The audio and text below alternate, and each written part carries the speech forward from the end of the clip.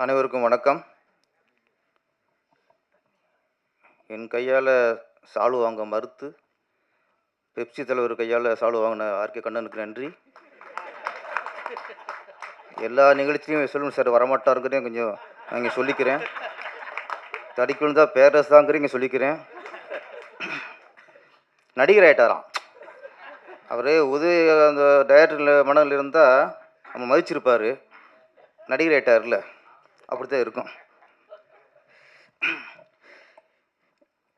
இந்த நிகழ்வு நம்ம இயக்க சங்கத்துக்கு படம் வெளியிட்டது மட்டும் இல்லை, இது போகி படத்தின் வெற்றி விழா. நான் இன்னைக்கு தயாரிப்பாளர், இயக்குனர், அவரே சில விஷயங்கள் அவருக்கு கொஞ்சம் மனம் வருத்தம் இருந்தாலும் படத்தின் வெற்றி அளவில் அவர் ஹாப்பியாக தான் இருக்கார். இன்னைக்கு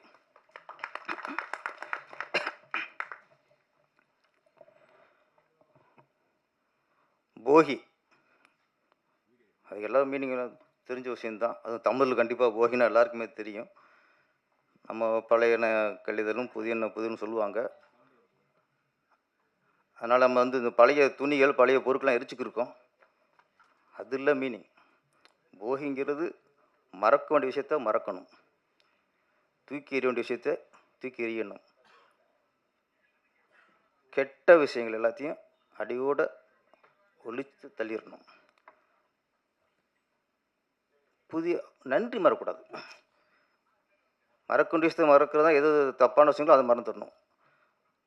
நன்றி மறக்கணுங்கிறது தான். போகிக்கு அடுத்து நம்ம ஒவ்வொரு பொங்கலுமே நன்றி சொல்ல விழாவாக இருக்கும். சூரியனுக்கு, வீட்டுக்கு, மாட்டுக்கு, உழவனுக்கு, வாழ்க்கையில் யாராருக்கு நன்றி சொல்ல மறக்கக்கூடாதோ அதெல்லாம் வரிசையாக பொங்கல் சொல்லும். இந்த போகி சரியே தவிர ஃபஸ்ட்டு ஒரு ஷாட் வச்சுருப்பாங்க. அந்த கெட்டவங்களை கொளுத்துவாங்க. கொளுத்தி விட்டு போகின்னு டைட்டில் போடுவார். அதுதான் கரெக்ட்.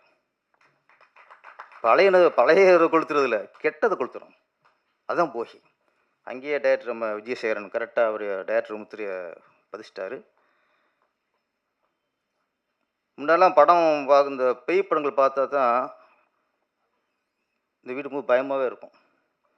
நம்ம எங்கள் ஊர் நாட்டாசங்கோட்டை, 8 கிலோமீட்டர் சிவகங்கை டவுனு. இங்கேருந்து சாயந்தரம் அழகாக ஹாப்பியாக போயிடுவோம் பேய் படம் பார்க்குறதுக்கு. பாட்டு வரும்போது 8 கிலோமீட்டர் ரோட்டில் லைட் இருக்க ஒன்றும் இருக்காது, சைக்கிளில் வரணும். இந்த பேய் படம் பார்த்துட்டா வரும்போது பக்கு பக்குங்கும். ஏதாவது எங்கேயாவது ஒயிட்டாக அசைஞ்சா கூட வெகிருக்கும். வீடு சேர வரைக்கும் அப்படி அப்படி இருக்கும். அது பேய் படம் பார்த்தா. ஆனால் இன்னைக்கு இந்த மாதிரி படங்களை பார்க்கும்போது, போகி மாதிரி படங்களை பார்க்கும்போது பகீருங்குது. பேய் படம் பார்த்தா வந்த பயம் இந்த போகி மாதிரி படங்களை பார்க்கும்போது வருகிறது. சமுதாயம் அவ்வளவுக்கு மோசமாக போச்சு. பேயோட இன்னைக்கு சமுதாயம் மோசமாக இருக்கு. மார்ச்சரியில் ஒரு பெண்ணோட பாடியோட நிம்மதியாக கொடுக்க முடியல. செத்து போன பாடியோட நிம்மதியாக கொடுத்து வெளியே நிற்க முடியலங்கிற சூழ்நிலை தான் இன்னைக்கு. அதை வச்சும் புழப்பு நடத்துகிறாங்கன்னா எவ்வளோ கேவலம், கேவலத்தின் உச்சம். ஒரு 30 வருஷம் 20 வருஷம் முன்னாடிலாம் ஒரு ஒரு பாலியல் வன்கொடுமைன்னா ஒன்றே ஒன்று தான், இல்லை ஒரு பொண்ணை கற்பழிப்பான். பார்த்து வரைக்கும் அப்போல்லாம் எம்ஜிஆர் காலத்தில், ரஜினி காலத்துலாம் ஹீரோ தங்கச்சியை கற்பழிப்பாங்க. இதுதான் நமக்கு தெரிஞ்ச மிகப்பெரிய பாலியல் வன்கொடுமை. இன்னைக்கு தடுக்கி விழுந்தா எங்கே சிசிடிவி கேமரா இருக்குது, எங்கே கேமரா வச்சுருக்கான், எங்கெல்லாம் லவ்ங்கிற பேரில் ஏமாற்றி அது பெண்களை நிர்வாணம் ஃபோட்டோ எடுத்து அதை வச்சு வியாபாரம் பண்ணுறாங்க, பயமுறுத்துறாங்க. விதவிதமாக இருக்குது. அதில் ஒன்று தான் இன்றைக்கி மார்ச்சரியில் ஒரு பெண்ணோட பாடியும் வச்சு இவ்வளோ கேவலமாக புலப்படுத்துகிறாங்க தான். இதில் விட உச்சம் என்னென்னா, ஒரு பொண்ணு ஒரு பையனை நம்பி லவ் பண்ணுது. அவன் தான் வாழ்க்கையை நினச்சிருது, இவனை தான் நம்ம கல்யாணம் பண்ண போகணும்னு நினச்சிருது. அந்த நம்பிக்கையில் சில ஃபோட்டோ எடுத்துக்கிறாங்க. ஒரு சந்தேகம் வந்தால் தானே அதுக்கு கொஞ்சம் பயம் வரும். சந்தேகம் இல்லைங்கும்போது எப்படி பயம் வரும்? அந்த மாதிரி ஃபோட்டோ எடுத்துகிட்டு அதுக்கப்புறம் அதை வச்சு பிளாக்மெயில் பண்ணுறான். இந்த மார்ச்சுரியில் டெட் பாடியை வச்சு பண்ணுறத விட இந்த காதல்ங்கிற பேரில் பண்ணுறாங்கல்ல, இதோட அது கொடுமை சார். இதோட அது மிருகத்துக்கு சமம். அப்படி எல்லா வகையிலும் இன்றைக்கி பெண்கள் எங்கேயும் நிம்மதியாக லவ் பண்ண முடியல, நிம்மதியாக காலேஜ் போக முடியல, நிம்மதியாக பள்ளிகள் ஸ்கூலுக்கு போக முடியல. ஒரு அறிவியல் வளர வளர நாகரிகம் வளரணும், அதான் இயல்பு. ஆனால் இன்றைக்கி அறிவியல் வளர வளர நாகரிகம் கீழே போச்சு. மனுஷன் காட்டு முன்னாடி ஆகியிருக்கான்.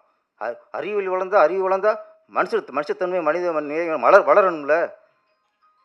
இன்றைக்கி மிருகங்களும் வளர்கிறாங்க. அறிவியல் வளர மிருகங்கள் சமூகத்தில் வாழ்ந்துகிட்டு இருக்கு.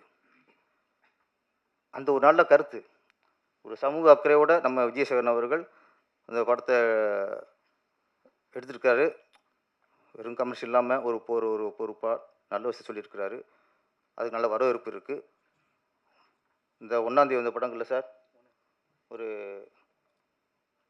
4-5 படம் பிடிச்சிருக்கு. ஹாப்பி, சந்தோஷமான விஷயம் என்னென்னா, அக்யூஸ்ட்டு ஹிட்டு, சரண்டர்னு படம் அதுவும் நல்ல ஹிட்டு, முதல் பக்கம் அதுக்கும் நல்ல பேர், நல்ல ஹிட்டு, போகிக்கு நல்ல பேர். இந்த வாரம் வந்த படங்களில் ஒரு 4-5 படம் ஒரு நல்ல பேருங்க, அதுவே ரொம்ப சந்தோஷமாக இருக்குது. அப்புறம் இங்கே விஜயசேகரன் வந்து படத்தின் வெற்றியை பகிர்ந்துட்டதை விட இப்போ தான் தெரியுது பெப்சி தலைவர் ஏன் வலுக்கட்டமாக வர சொல்லியிருக்காருன்ட்டு. அவர் வாழ்த்து போகிறதுக்கு இல்லை, வாழ்த்து போகிற வீட்டுக்கு போயிருக்கலாம், பெப்சிக்கு போயிருக்கலாம். சில கோரிக்கையில் அழுத்தமாக வச்சிடணும், பொங்கி எழுந்துடணுமா வந்து உங்களை வர வச்சுருக்காங்க சார். நீங்கள் நாங்கள் நிறைய நான் பார்த்துருக்கோம் உங்களை மாதிரி, பொய் சொல்லாதீங்க. இருந்தாலும் பெப்சி தலைவர் வந்து இதில் கவனத்துக்கொள்ளணும். ஒரு விஷயம் சொல்லி விட்றேன். ஏன்னா இப்போ கூலி எப்போ ரிலீஸ் அது? ஆமாம், இது ஒரு கசப்பான உண்மையாக இருக்கலாம், தெரிஞ்சுக்கூடிய உரிமை. கூலி 14ஆம் தேதி ரிலீஸ். இந்த 1ஆம் தேதி 10 படத்துக்கு மேலே ரிலீஸ் சார். ஒரு 8ஆம் தேதியும் 10-11 படத்துக்கு மேலே ரிலீஸ் ரெடியாக இருக்காங்க. ஏன் 14ஆம் தேதி கூலி ரிலீஸ்னால அந்த படம் ரிலீஸ் ஆச்சுன்னா ஒரு தேட்டரும் சின்ன படங்களுக்கு கிடைக்காது. ஒட்டுமொத்த தேட்டரையும் கூலி படம் ஆக்கிரமிச்சிரும். அதுக்கப்புறம் நம்ம அப்புறம் எப்போ ரிலீஸ் பண்ணுறது, ரொம்ப லேட் ஆயிரும். அந்த ஒரு காரணத்துக்காகத்தான், அதுக்கு முன்னாடி நம்ம முந்திக்குவோம். 1ஆம் தேதி வேணால் அது 8ஆம் தேதி வரைக்கும் ஒரு கேப் இருக்குது, அதில் ஒரு செட்டு இறக்கிடுவோம். 8ல் இருந்து 14 வரைக்கும் 13 வரைக்கும் கேப் இருக்குது, அதில் ஒரு செட்டு இறக்கிடுவோம். ஒரு பெரிய படம் வர்ற பயம் தான் சார் இன்னைக்கு இத்தனை படத்தை 10 படம் 11 படம் ஒரு வாரத்துக்கு ரிலீஸ் ஆகுதுன்னா இதுதான் காரணம். ஏன் அந்த பயம் வரணும்? பெரிய ஒரு ஸ்டார் வரும்போது சின்ன ப்ரொடியூசர் சின்ன படங்கள் இன்றைக்கி பயந்துறாங்க. அந்த பயத்தில் தான் இவங்க வெளியிட்டிருக்காங்க போகி படம் 1ஆம் தேதி. அடுத்துட்டு அதே மாதிரி பயத்தில் வருது எல்லாமே. இது கொஞ்சம் நான் ஏற்கனவே சொன்னதான், சிறுபான்மையினருக்கு ஒதுக்கீடுன்னு ஒன்று இருக்குது, அரசாங்கம் இருக்குது. அதே மாதிரி பெரிய படங்கள் பெரும்பான்மை வச்சுங்க, சின்ன படங்கள் சிறுபான்மைன்னு ஒதுக்கிடுங்க. எங்களுக்கு இட ஒதுக்கீடு கொடுக்கணுங்க. ஒரு மாலில் 10 தேட்டர்னா நீங்கள் 8 தேட்டரு அந்த பெரும்பான்மைன்னு சொல்கிறாங்கல்ல பெரிய படங்கள் நீங்கள் ரிலீஸ் பண்ணுங்க. 2 தேட்டர் ஒதுக்குங்க. 2 தேட்டரில் 2 ஷோ, 4 படம் பிழைக்கும், 4 சின்ன படங்கள் பிழைக்கும். சென்னையில் 80 தேட்டர் இருக்கா? நான் சரி, நீங்கள் ஒரு 60 தேட்டர் எடுத்துங்க, பெரும்பான்மை பெரிய ஸ்டார் படம் எடுத்துங்க. ஒரு 20 தேட்டரு சிறுபான்மையான சின்ன படங்களுக்கு கொடுங்க. கவர்மெண்ட் நினச்சா முடியும், நினைக்க மாட்டேங்குது. அவங்களே இங்கே சினிமாவில் இருக்கும்போது அவங்களே பெரும்பான்மை அப்போ எப்படி சினிமாவில் நினைப்பாங்க? இங்கே நம்ம வந்து தயாரிப்பாளரை குறை சொல்கிறோம், பெப்சியை குறை சொல்கிறோம், இயக்குனர் சங்கத்தை குறை சொல்கிறோம். நாங்கள் என்ன பண்ண முடியும்? அரசாங்கமும் ஒத்துழைக்கணும். அரசாணை இருந்தால் எல்லாம் சரியாக வரும். அரசு சினிமா மேலே நேசம் கொள்ளணும். கணக்கு பார்த்தா இன்றைக்கி அதிக வரி சினிமாவில் போகுது. சென்ட்ரல் கவர்மெண்ட்டுக்கும் போது ஸ்டேட் கவர்மெண்ட்டுக்கும் கோடிக்கணக்காக இங்கே தான் வரி போயிட்டே இருக்குது. வாங்கிக்கிறாங்க தவிர வரி முக்கியம், நம்ம ஒரி முக்கியம் இல்லை, நம்ம பஞ்சவளம். அதனால் கொஞ்சம் பெரிய படம் வரும்போது இந்த மாதிரி சின்ன படங்கள் பயந்து போய் விழுகுறாங்க சார். இந்த பத்தக்கட்டையில் ஐயர் மீன் ரிவர்ஸில் போய் விழுகும். கிராமக்குள்ள அவங்களுக்கு தெரியும். மற்ற மீன்லாம் நேரா தான் போகும், வளைவு. இந்த இதுக்கு மட்டும் ஆப்போசிட்டில் போய் விழுவோம். அந்த மாதிரி சின்ன படங்கள்லாம் போய் பயத்தில் விழுந்துறாங்க. அதே பெப்சி தலைவர் கொஞ்சம் ஸ்டெப் எடுக்கணும். பெப்சி அது எந்த முடிவு எடுத்தாலும் நம்ம இயக்குனர் சங்கம் அதுக்கு உறுதுணையாக இருப்போம். நன்றி, வணக்கம். திரைத்துறையை காப்பாற்றுவதற்காக ஒரு பெரிய ஆபரேஷன்லே இறங்கியிருக்காரு நம்ம கேப்டன் ஆர்.கே. செல்வமணி அவர்கள். அவர்கள் வந்து அந்த ஆபரேஷன்ல சக்சஸ் ஆனனால தான் நமக்கு நிஜமான பொங்கலாக அமையும். மேடைக்கு வந்து அருமை தலைவர் கேப்டன் அவர்கள் வாழ்த்துரை வழங்குமாறு அழைக்கிறோம்.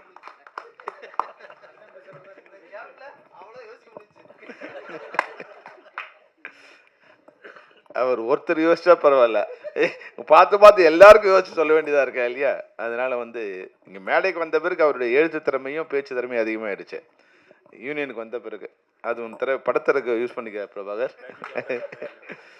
இந்த போகி திரைப்படத்தை இயக்கிய தயாரித்த விஜயசேகரனுக்கு பெப்சியோட சார்பில் இயக்குனர் சங்கத்தின் சார்பில் வாழ்த்துக்கள் தெரிவிச்சுக்கிறேன்.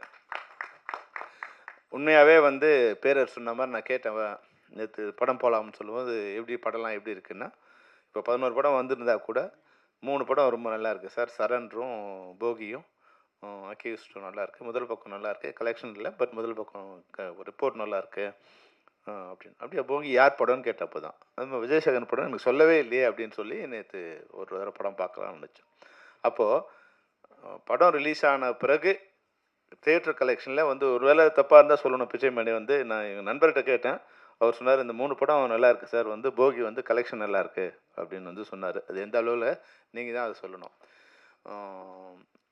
நல்லா இருக்குன்னு சொல்கிறதே மிகப்பெரிய விஷயம். ஏன்னா விஜயசேகரன் வந்து ஏறக்குறைய 10-12 ஆண்டுகளுக்கு மேலாக பல ரணங்களை சந்தித்தவர். அவர் வந்து ரணம்னே படம் எடுத்தார், பல ரணங்களை சந்தித்தவர். அந்த எப்படியாவது வெற்றி பெறணும் வந்து ரொம்ப முயற்சி பண்ணிகிட்டே இருப்பார் பாவம். அந்த ரணத்துக்கெல்லாம் வந்து ஒரு மருந்தாக இந்த படம் அமைஞ்சிருக்குன்னு தான் நான் சொல்லணும். இந்த வெற்றிங்கிறது வந்து அவரோட 12 வருஷ உழைப்புக்கான ஒரு மருந்து தான். அந்த அவரோட காயங்களுக்கு ரணத்துக்கு ஏற்பட்ட மருந்தாக தான் இந்த வெற்றியை அவர் கொண்டாடணும். உண்மையாகவே வந்து அவர் எடுத்துக்கிட்ட விஷயம் மிக சிறிய விஷயம். ஆனால் அது அழகாக அதை வச்சு வியாபாரம் இல்லாமல் அதனோட வலியே, அதாவது 2 விஷயம் இருக்குது. ஒரு கற்பழிப்பை காமிக்கிறதுங்கிறது வந்து அந்த கற்பழிப்போட வலியை, வேதனையை, கொடூரத்தை காமிக்கிறது ஒரு டைப் ஆஃப் ஃபிலிம்ஸு. கற்பழிப்புங்கிற பேரில் இன்னொரு பாலியல் வன்கொடுமை செய்கிறது இன்னொரு டைப். அதை எக்ஸ்ப்ளாய்ட் பண்ணுறது. அப்படி இல்லாமல் இந்த படம் வந்து அந்த விஷயத்தோட உணர்ச்சியை, அந்த வன்கொடுமையை, அதனோட வக்ரத்தை, அதனோட வேதனையை மக்களுக்கு வந்து உணர்த்துது. அதுதான் இந்த படத்தோட மிகப்பெரிய வெற்றி. சின்ன கண்டென்ட்டாக இருந்தால் கூட, இப்போ பேரை சொல்லும்போது சொன்னார், முன்னாடிலாம் வந்து அழகான பெண்களை கற்பழிக்கிறதுங்கிறது தான் இது. அதாவது வந்து நம்ம வந்து ஃபிலிமில் எடுக்கும்போதே ஒரு கற்பழி காட்சி இருக்குன்னா எப்படி பார்ப்பாங்கன்னா, ஒரு அழகான பெண் இருந்தால் கற்பழிக்கும். ஆனால் இப்போ சொசைட்டியில் எப்படி இருக்குன்னா, பெண்ணு கூட தேவையில்லை, 60 வயசு கழுவியாக இருந்தாலும் ஓகே, 70 வயசு கழுவியாக இருந்தாலும் ஓகே, அல்ல 7 மாத குழந்தைய கூட ஒருத்தன் கற்பழிக்கிறான்னா இவனோட வக்ரம் எங்கே இருக்குது? அப்போது ஆடை இது மாதிரி இருக்கிறதால தான் அவங்க கற்பழிக்கிறாங்க அப்படின்னா, ஆடை இல்லாதவங்க கற்பழிக்கிறாங்களே. மொத்தமாக மூடி வச்சுருக்க, மொத்தமாக மூடி ஒரு 75 ஒரு பெண்மணிக்கிட்ட என்ன அழகு இருக்கும்? அது வயசானங்கிறவங்க தவிர ஒரு பெண்ணுக்கு வந்து ஒரு கொம்புக்கு புடவை கட்டினா கூட அது போய் கற்பழிப்பாங்கிற வக்ரத்தான் வந்து சொசைட்டியில் வந்து அதிகமாயிட்டா அந்த சொசைட்டியை 2 வகையில் கண்ட்ரோல் பண்ணும். ஈவன் பெற்றோர்கள் கூட அந்த சொசைட்டியை கண்ட்ரோல் பண்ணும். தன் மகனுக்கு ஒரு பெண்ணுன்னா என்ன, வீட்டில் ஒரு அக்கா தங்கச்சி இருக்கும்போது, பெண்ணு இருக்கும்போது அந்த பெண்ணுக்கு என்ன மரியாதையை வந்து நீ கொடுக்குறியோ அதே மாதிரி தான் இப்போ சமூகத்தில் இருக்கிற ஒரு பெண்ணுக்கு நீ மரியாதை கொடுக்கணும்னு அப்பா அம்மா நிச்சயமாக கற்றுக் கொடுக்கணும். இது முக்கியமான விஷயம். ஏன்னா வெளியே போகிற ஒரு பொண்ணு யாரோட ஒரு பெற்றோரோட குழந்தை தானேவா, யாரோ ஒருத்தனோட தங்கச்சி தானே. அப்போது எல்லாரையும் தங்கச்சியாக பாருங்க நான் சொல்லலை, தங்கச்சி மாதிரி நீ அரவணைப்பு பண்ணிக்க, தங்கச்சி மாதிரி பார்த்து சொல்லலை, பார்க்கலாம். ஆனால் இந்த ஒரு லெவல் தாண்டி வந்து இதுபோல் வன்கொடுமை எப்படி பண்ணுறது? ஒரு 70 வயசு பெண்மணிக்கிட்ட எப்படி ஒருத்தன் வந்து ஒரு கற்பழிப்பை எப்படி பண்ணுறான்? ஒரு 7 மாத குழந்தையோ 7 வயசு குழந்தையோ, இந்த குழந்தைய பார்க்கும்போது அவன் மனசில் பாலியல் இதுவான வக்ரம் வருதுன்னா அது என்ன வகையான இது? இதை முதல் இந்த சொசைட்டிலேருந்து களைவதற்கான அனைத்து முயற்சிகளையும் எல்லாரும் எடுக்கணும். ஒருத்தருமே சினிமாவால் கெட்டு போச்சு அப்படின்லாம் இது சொல்லக்கூடாது. சினிமா, ஊடகம், அரசு அனைவரும் இணைந்தால் தான் இந்த இது வந்து சரி பண்ண முடியும். இப்போது இது மாதிரி காட்சிகளை ஒருத்தர் எடுக்கிறான், ஒருத்தன் எடுக்கிறான், அவங்ககிட்ட வக்கிரம் இருக்குது. ஒருத்தன் பார்க்குறான், இல்லை 100 பேர் பார்க்குறான், அவங்ககிட்ட வக்கிரம் இருக்குது. அப்போ எடுக்கிறவனுக்கும் பார்க்குறவனுக்கும் யாருங்க மீடியேட் பண்ணுறான்? எடுக்கிறத இப்போ இன்னொருத்தன் எப்படி பார்க்குறான்? நல்லா யோசிச்சு பாருங்க. ஒருத்தன் எடுக்கிறான், ஒரு 100 பேர் 1000 பேர் பார்க்குறான்.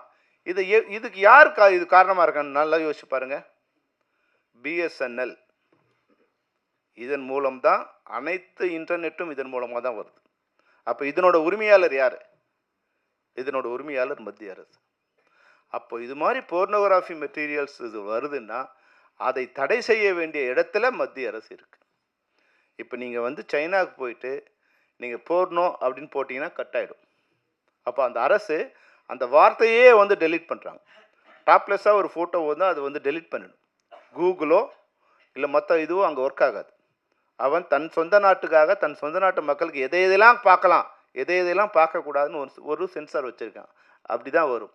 ஆனால் இந்தியா எப்படி இருக்குன்னா, உலகத்தோட கழிசடைகளை இங்கே கொட்டலாம், எதை ஒன்றாலும் இங்கே வந்து கொட்டலாம். அப்போ அது ஓப்பனாக இருக்குது. அதை முதல்ல சரி இது பண்ணும். இப்போ மனசில் வந்து இங்கே கீழே வந்து நெருப்பு எரிஞ்சிட்டே இருந்தால் மேலே இருக்கிற தண்ணி கொதிச்சுட்டே இருக்கும். அப்போ வக்கரத்துக்கான எல்லா விஷயங்களையும் இந்த சமூகத்துக்கு நீங்கள் கொடுத்துட்டே இருந்தீங்கன்னா, வாயால் சொல்ல கூச மாதிரியான விஷயங்கள் வந்து பப்ளிக்காக இருக்குது. இந்த ஃபோனில் இப்போ எடுத்து உங்களுக்கு காமிக்கிறேன் நான். இதை பார்க்கக்கூடிய இதுவும் கொடுத்துட்டு கெட்டதையும் கொடுத்துட்டு நீ பார்க்காதன்னா எப்படி இது சாத்தியம்? அப்போ எங்களுக்கு மட்டும்தான் வந்து பொறுப்பு இருக்கா? அரசுக்கு பொறுப்பு இல்லையா? இதை கொடுக்குறவங்களுக்கு பொறுப்பு இல்லையா? அது நிச்சயமாக இருக்குது. அந்த கொதிநிலையை கண்ட்ரோல் பண்ண வேண்டியது அரசோட வேலை. நான் வந்து சினிமாலாம் யோக்கியம், நீங்கள் அரசு மேலே குறை சொல்லிட்டு எஸ்கேப் ஆகிறோம் நீங்கள் நினச்சக்கூடாது. சினிமாவிலும் அது போன்ற காட்சிகளை தவிர்க்கணும். ஒரு காட்சியை வந்து ஒரு சந்தோஷத்தை, ஒரு அழகுணர்ச்சியை காமிக்கிற மாதிரி தான் திரைப்படங்கள் அமையணுமே தவிர ஒரு வல்கரையோ ஒரு பாலியலை வந்து ஆமோதிக்கிற மாதிரியோ இல்லை அதை வந்து வரவேற்கிற மாதிரியான காட்சிகள் இருக்கக்கூடாதுங்கிறது எந்த கருத்து வேறுபாடும் இல்லை. வியாபாரத்துக்காக எந்த மாதிரியான விஷயங்கள் பண்ணலாங்கிறது நான் சொல்லவே இல்லை. திரைப்படத்துறையிலும் ஒரு தணிக்கை வேணும், சுய தணிக்கை வேணும். முதல்ல தணிக்கைங்கிறது வேறு விஷயம், சுய தணிக்கை வேணும். எது மாதிரியான விஷயங்களை சொல்லலாம் அப்படிங்கிற விஷயம். நீ போய் 70 வயசு ஒரு பெண்மணியை கற்பழிச்சு சரின்னு ஒருத்தர் சொல்ல முடியுமா? அது மாதிரி காட்சிகள் வருதா படத்துங்கள? அது மாதிரி நிச்சயமாக வந்திருக்காது. எவ்வளோ மோசமான படத்துலையும் இது மாதிரி மோசமான கண்டென்ட் இருக்காது. அதனால் எங்களோட பார்ட் இருந்தால் அதை நாங்கள் சரி செய்து கொள்கிறோம். ஆனால் இதனுடைய பெரும்பான்மையான பங்கு இது அரசுகிட்ட தான் இருக்குதுன்னு நான் நினைக்கிறேன். இன்றைக்கி ஏறக்குறைய 10,000க்கும் அதிகமான சைட் இருக்குது. 10,000க்கும் அதிகமான சைட் இருக்குது. 24 மணி நேரம் போர்னோகிராஃபி வந்துன்னே இருக்குது. இப்போலாம் நான் ஏற்கனவே நிறைய தடவை சொல்லியிருக்கேன். முன்னாடிலாம் வந்து குழந்தைங்க வீட்டை விட்டு வெளியே போனால் அப்பா அம்மா பயப்படணும். ஐயோ குழந்தைய காணுமேன்னு பயப்படணும். ஆனால் இப்போ குழந்தைங்க ரூமுக்குள்ளே போய் கதவை சால் போட்டால் பயப்பட வேண்டியிருக்கு. அவங்க ஃபோனோடு போயிட்டு ரூமை கதவை சாத்தினாங்கன்னா அப்பா அம்மாவுக்கு பயமாக இருக்குது. ஏன்னா அப்பா அம்மாவுக்கு தெரியும் எவ்வளோ அதில் வந்து ஆபத்து இருக்குன்னு தெரியும். அப்போ அந்த ஆபத்துக்களை சரி செய்ய வேண்டிய இடத்துல யார் இருக்காங்களோ அவங்க சரி செய்யும். அதை நிச்சயமாக இந்த படத்தின் மூலமாக என்னெல்லாம் கொடுமை இருக்குன்னு நாங்கள் காமிச்சிடுறோம். இந்த கொடுமையை இது புதுசானது இல்லை. ஏற்கனவே பல்வேறு விஷயங்களில் பல்வேறு ஆர்டிஸ்ட் வரும்போது இது மாதிரி நடந்திருக்குன்னு வந்து சில பேர் அதை வியாபாரம் பண்ணியிருக்காங்க. அது யூடியூப்பில் வந்து கொஞ்சம் பேர் அது வியாபாரமாக அவங்கள பண்ணாங்க இவங்கள பண்ணாங்க அப்படின்னு. பிணத்தை கூட புணரக்கூடிய காம வெயின்குள்ள நாடு அப்படிங்கிற ஒரு நிலை போய் அதை ஒருத்தர் வியாபாரமாக பண்ணக்கூடிய இடத்துல கூட வந்துட்டோங்கிற ஒரு அடுத்த லெவலுக்கு கூட இந்த நாடு போயிடுச்சுங்கிற போது நிச்சயமாக அதை சரி செய்ய இடத்துல திரைப்படம் துறையும் இருக்குது, அரசும் இருக்குது, மக்களும் இருக்காங்க. அதுக்கு ஒரு விழிப்புணர்ச்சியாக இந்த திரைப்படம் அமைஞ்சிருக்கு. விஜயசேகரன் வந்து அவருடைய கருத்துக்களை ரொம்ப சொன்னார், வேதனையை சொன்னார். ஏன்னா விஜயசேகர் வந்து எப்பவுமே வந்து ஒரு ரௌத்திரமான ஒரு நபர். அவர் வந்து அந்த எப்படி வந்து போகி திரைப்படத்தில் கெட்டவைகளை போட்டு எரிச்சாரோ அது மாதிரி கெட்டவைகளுக்காக எதிர்த்து போராடக்கூடிய அவர் எந்த நிலையில் இருந்தாலும், ரொம்ப சிரமமான நிலையில் இருந்தாலும் நல்ல நிலையில் இருந்தாலும் அதை எதிர்த்து போராடிக்கிட்டே இருக்கக்கூடிய. அதனால தான் இன்றைக்கி அவரோட வார்த்தை வந்து எனக்கு வந்துடுச்சு. ஆனால் இங்கே இருக்கிற எல்லா இயக்குனரோட வாழ்க்கைங்கிறது நிச்சயமாக வந்து அதை சரி பண்ண வேண்டிய இடத்துல யார் இருக்காங்கன்னா இப்போ வந்து தயாரிப்பாளர்கள் தான் இருக்காங்க. இயக்குனர் நிச்சயமாக நாங்கள் பெப்சி அவங்களோட இருந்து துணை இருந்து பண்ணுவோம். இன்றைக்கி 11 படம் ரிலீஸ் ஆகுது. இந்த 11 படத்தை அவங்க முறைப்படுத்தி ஏறக்குறைய ஒரு 5 படம் இல்லை 6 படம் பண்ணாங்கன்னா 50 வாரம் இருக்குது. முன்னாடிலாம் வந்து ஒரு கட்டுல் இருந்தது, தயாரிப்பாளர்கிட்ட ஒரு கட்டுக்கோப்பாக இருந்தாங்க. தயாரிப்பாளர் சங்கம் ஒரு கட்டுக்கோப்பான ஒரு இடத்துல இருந்தது. அப்போது பெரிய படங்கள் வந்து எப்போ ரிலீஸ் பண்ணணும், சின்ன படங்கள் எப்போ ரிலீஸ் பண்ணணும் அப்படிங்கிற இடத்துல அந்த வியாபாரம் தயாரிப்பாளர் சங்கத்தில் தயாரிப்பாளர்கிட்ட இருந்தது. ஆனால் இன்றைக்கி அது இல்லை. 9 மணி ஷோவுக்குலாம் யாராவது வருவாங்களா? 9 மணி ஷோவுக்கு யார் வருவாங்க? எந்த பொறுப்பும் இல்லாமல் இருக்கிறவங்க. அதாவதுனா ஒரு டீனேஜ் ஸ்டூடெண்ட்ஸ் 9 மணிக்குள்ளே வருவாங்க. யார் மிட் நைட்டுக்கு அப்புறம் படம் பார்க்க போவாங்க? அடுத்த நாள் வேலை இல்லாதவங்க படம் பார்க்க போவாங்க. ஆனால் இப்போ நம்ம படத்தை பார்க்க வரவங்களாம் யார்? ஒரு சின்ன படம் கண்டென்ட் வைஸ் யாருக்காக படம் எடுக்கிறாங்க? அது வந்து ஒரு மிடில் ஏஜில் இருக்கவங்களுக்காக, இல்லை பொறுப்பான குடும்பத் தலைவர்களுக்காக, இல்லை ஒரு குடும்பத்தினர் பார்க்குற மாதிரியான படங்கள் தான் இந்த கண்டென்ட் வைஸ் இருக்கும். ஆனால் இவங்களை எப்போ படம் பார்க்க முடியும்? ஒரு 11:30லேருந்து ஒரு 11 o'clockலேருந்து நைட் 9 o'clock 10 o'clock வரைக்கும் தான் அந்த டைமில் தான் இவங்க படம் பார்க்க முடியும். ஆனால் அந்த நேரங்களில் படமே போடாமல் உங்கள் படத்தை போட்டோம் ஆள் வரல க்ளோஸ் பண்ணிட்டோம், உங்கள் படத்தை போட்டோம் ஆள் அதாவது நாம்கே வஸ்டன் சொல்கிறது இல்லையா, பெயரளவில் வந்து போட்டோம் ஆடியன்ஸ் வரல அதனால் போடல. அப்படி இருக்கக்கூடாது. என் படம் எப்போ ஓடுதுன்னு எனக்கே தெரியாத போது ரசிகர்களுக்கு எப்படி தெரியும்? போகிங்கிற திரைப்படம் எங்கே ஓடுதுன்னு இப்போ விஜயசேகர் தெரியுமான்னு கேளுங்க. இந்த ஷோ பணம் கட்டியிருப்பார், நாளைக்கு சொல்லுவாங்க இதில் அந்த க்யூப்லேருந்து, இல்லை சார் நேற்று உங்கள் ஷோ கேன்சல் ஆகிடுச்சு. அப்போ தான் தெரியும் தயாரிப்பாளருக்கு நம்ம படம் அங்கே ஓடலன்னு. இது மாதிரி கேவலமான இடத்துல தான் இன்றைக்கி இண்டஸ்ட்ரி இருக்குது. அந்த தயாரிப்பாளர்களுக்கு முன்னாடி நாங்கள் படம் போட்டோமா, எங்கள் படம் 60 தேட்டர் தான், 60 தேட்டரில் படம் ஓடுன்னு எங்களை சொல்ல முடியும். அவர் சொன்ன மாதிரி இப்போ தேட்டரில் வந்து நம்ம ஃப்ளெக்ஸை ஓரமாக வச்சுட்டு கல்யாண் ஜுவல்லரி ஃப்ளெக்ஸை அதிகமாக வச்சுருக்காங்க. இது என்ன கேவலமான இதுவாக இருக்குது பாருங்கள். திரையரங்கம் எதுக்காக இருக்குது? திரைப்படங்கள் வர உங்கள் படத்தில் உங்கள் தேட்டரில் எந்த படம் ஓடுதுன்னு சொல்கிறது தானே உங்கள் இது இருக்குது. ஆனால் அதுக்கே வந்து உங்கள் படத்தில் ஓடுனா சின்னதாக எங்கேயோ ஒரு மூலையில் வச்சுவோம், அதுக்கு நம்ம பணம் கட்டணும். இப்போ எங்கள் படம் ரிலீஸ் பண்ணலாம் அப்படின்னு நினைக்கிறோம் சார், ட்ரெய்லர் போடலாம் அப்படின்னா 20 லட்ச ரூபா பணம் கொடுங்குறாங்க. அதாவது நம்ம படத்தை நம்ம படம் ஓடும்போதே, நம்ம தயாரிப்பால் எடுத்த படம் ஓடும்போதே போடுறதுக்கு நான் 20 லட்ச ரூபா படம் கொடுக்கணும். அப்போ இன்னும் புற்றுச்சல் மாதிரி உங்கள் படத்தை ப்ரொமோஷன் பண்ணுறேன் நான், இது எனக்கு இவ்வளோ கொடுன்னா, எடுத்த படத்தை விட ப்ரொமோஷனுங்கிற பேரில் பல பேர் கொள்ளையடிக்க வந்துட்டாங்க. அப்போ யாருக்கிட்ட பணம் கொடுத்தா நம்ம படம் ப்ரொமோஷன் ஆகும்? எதத்தின்னா பெத்தம் தெளியா அப்படிங்கிற நிலை அறியாத தயாரிப்பாளர்கள் இருக்கிறதால, அந்த மாதிரி சூழ்நிலை தயாரிப்பு இருக்கிறதால வரவங்கட்டெல்லாம் வந்து உனக்கு 50,000 உனக்கு 50,000 உனக்கு 50,000 கொடுத்தா அவங்க விளம்பரத்தை பார்த்து யார் வராங்கன்னு தெரியாது. படம் பார்க்க வரும்போது 10 பேர் 5 பேர் 20 பேர் இருந்தால் இந்த ப்ரொமோஷன்லாம் யாருக்கிட்ட இவங்க போய் ப்ரொமோஷன் பண்ணாங்கன்னு தெரியாது. இப்போ இதை சரி செய்ய வேண்டிய இடம் வந்து ஒரு இடம் இருக்குது, அது தயாரிப்பாளர்கள். இப்போது டிமாண்ட் இருக்குது, சப்ளை இருக்குது. சப்ளை 1000 திரைப்படங்கள் இருக்குது, இங்கே 5 கோடி பேர் படம் பார்க்க தயாராக இருக்காங்க. இதை சரி பண்ணக்கூடிய இடம் என்ன? எப்படி படம் பார்க்கறது? இந்த 1000 திரைப்படங்களை பணமே கொடுக்காம என் படத்தை போடுன்னு சொல்கிற நிலையில் இருந்தால் கூட, ப்ரொடியூசர் இருந்தால் கூட, அதை பார்க்க இன்றைக்கி ஓடிடி வராங்களான்னா இன்னும் அவங்கள போய் உருவணும். நீங்கள் சார் என் படத்தை பாருங்கள், படத்தை பார்த்து ஃப்ரீயாக போடுங்க, பணமே கொடுக்க வேண்டாம், உங்கள் ஓடிடிலையாவது போடுங்க. அதுக்கு அவன் சொல்கிறான் பார்த்துட்டு போடுறோம். எப்படின்னா பசி எடுக்கும்போது எல்லாத்தையும் நம்ம வந்து ஒரே ஒரு மீன், நாங்கள் வந்து அசிஸ்டன்ட் டைரக்டராக இருக்கும்போது ஒரு மீன் துண்டு வைப்பான் சாப்பாட்டில், அது ஃப்ரீயாக வச்சுருவான். அந்த மீன் துண்டை பார்த்துட்டே சாப்பிடுவோம் நாங்கள். ஏன்னா அது சாப்பிட்டுட்டு அப்புறம் சாப்பிட முடியாது, சாப்பாடு இதுவாக இருக்காது. அப்போ ஒரு சின்ன பீஸ் எடுத்து அந்த முள்ளை கூட நிறைய தடவை திருப்பி நக்கிக்கிட்டு இருக்குது அங்கே அசிஸ்டன்ட் டைரக்டராக இருக்கும்போது. அவன் டைரக்டர் ஆகிட்டோம் வந்து சின்னத்து ஒரு கல்யாணத்துக்கு போனோம், 60 வகை சாப்பாடோடு இருக்குன்னா சும்மா ஒன்று ஒன்றா எடுத்து அப்படி சாப்பிட்டுட்டு தள்ளி விட்டுட்டோம். அப்போது ஓவர் சப்ளை இங்கே வந்து குப்பைக்கு போயிடுது. அப்போ இங்கே வந்து படம் இல்லாத போது நம்ம படத்தை போட்டு ஓட்டிகிட்டு இருந்த கஷ்டமாக படம் கொடுங்க, நம்ம படத்துக்கு படம் கொடுத்து பணம் வாங்கி, நம்ம பணம் கொடுத்து நம்ம படத்தை வாங்கி அவங்களே போஸ்டர் ஒட்டி அவங்களே வியாபாரம் பண்ணி நமக்கு பணம் கொடுத்த காலம் ஒரு காலம். அப்போது டிமாண்ட் இருந்தது, சப்ளை கம்மியாக இருந்தது. இப்போது நம்மளே படத்தை கொடுத்துடணும், ஃப்ரீயாக கொடுத்துடணும். இதை வந்து ப்ரொமோஷன் பண்ண பணம் கொடுத்துடணும், நம்மளே வந்து ஃபோட்டோ கார்டு கொடுக்கணும், நம்மளே ஃப்ளெக்ஸ் கொடுக்கணும், அதை ஒட்டுறதுக்கு நம்மளே காசு கொடுக்கணும். அது ஒட்டினானே இல்லைன்னு பார்க்க நம்ம ஆளை வைக்கணும். ஆனால் அங்கே போய் பார்த்தா ஃப்ளெக்ஸ் இல்லை. ஏன்னா அவர் சொல்லுவார், இல்லை சார் 10 படம் வருது, உங்கள் படத்தை எங்கே வைக்கணும்னு தெரில, இப்படிங்கிற நிலைமை இருக்குது. இது சரி, அவர் சொன்னது நாங்கள் வந்து அவர் என் மேலே இருக்க அன்பில் இல்லை என் மேலே இருக்க நம்பிக்கையில் அது சொன்னார். நிச்சயமாக நான் அதை பண்ணுவேன். ஆனால் இதை யார் பண்ணணும்னா தயாரிப்பாளர் சங்கங்கள் தான் பண்ணணும். அவங்க தான் இது சரி பண்ணணும். அவங்க சரி பண்ணுறது மூலமாக தான் இன்றைக்கி ஏறக்குறைய இங்கே வந்து 200 டைரக்டர்ஸ் உட்காந்துருக்காங்க. இவங்க எல்லாம் விஜயசேகர் மாதிரியே வந்து போராடிட்டே இருக்காங்க. கடந்த 10-15 வருஷமாக போராடிட்டே இருக்காங்க. அவங்கள்ட்ட தயாரிப்பாளராக வராங்க. ஆனால் தயாரிப்பாளருக்கு ஒரு கேரண்டி என் மேலே கொடுக்க முடியுமா? இப்போ முன்னாடி வர தயாரிப்பாளர் லாபம் வருமானு கேட்ட தயாரிப்பாளர், இப்போ வர தயாரிப்பாளர் என்ன கேட்குறேன்னா, என் படத்தை ரிலீஸ் பண்ண முடியுமா? இதுதான் உண்மை.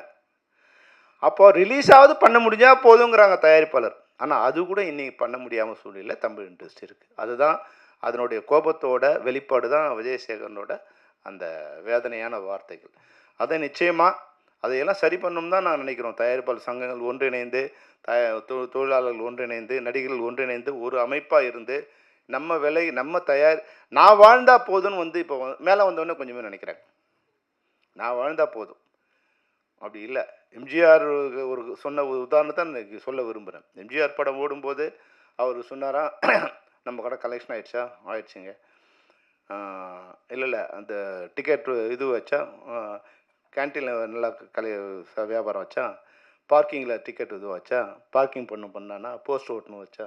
அப்போது தன் திரைப்படங்களை விநியோகஸ்தர்கள், திரையரங்க உரிமையாளர்கள், திரையரங்கத்தில் இருக்க கேன்டீனு, திரையரங்கத்தில் இருக்க வந்து பார்க்கிங், ஒரு சைக்கிள் பார்க்கிங் வச்சணும், போஸ்ட் ஓட்டணும், இவன் எல்லாம் கூட நல்லா இருக்கணும். அப்போது அடுத்த படத்தை வந்து நான் இவ்வளோ சம்பளம் ஏற்றலான்னு சொல்லும்போது, வேண்டாம் எனக்கு இவ்வளோ இருந்தால் போதும், அந்த லாபம் வந்து சரிசீரமாக எல்லாரையும் கொண்டு சென்றடையணும் அப்படின்னு நினச்ச ஒரு எம்ஜிஆர். அதனால தான் மறைந்தும் வாழ்ந்துக்கிட்டு இருக்கார் எம்ஜிஆர். இன்றைக்கி போன படம் 100 கோடி கலெக்ஷனா, என் சம்பளம் 100 கோடி அப்படின்னு ஆயிடுச்சுன்னா, அந்த படம் மாதிரி வெற்றி அடைஞ்சால் தான் இந்த படம் 100 கோடி கலெக்ட் பண்ணும்.